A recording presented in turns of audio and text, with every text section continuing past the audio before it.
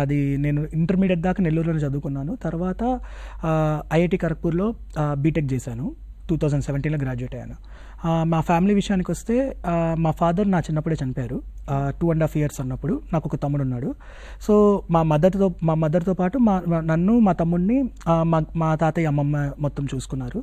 We also had మాకు మా మామయ్య అంటే మా మదర్ చిన్న తమ్ముడు, ఆయన నుండి ఫైనాన్షియల్ సపోర్ట్ నుండి మోరల్ సపోర్ట్ ఎవ్రీథింగ్ ఆ సపోర్ట్ ఉండేది మా తాతయ్య అమ్మమ్మతో పాటు.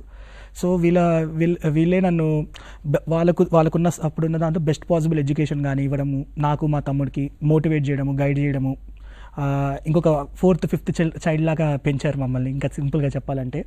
సో అది. అండ్ అన్ఫార్చునేట్లీ 2018లో మా మదర్ చనిపోయారు. సో తర్వాత నుండి నేను ఇంకా this has been the journey so far. And last year నాకు ఎగ్జామ్లో ఇండియన్ ఫారెస్ట్ సర్వీస్లో కూడా సర్వీస్ వచ్చింది.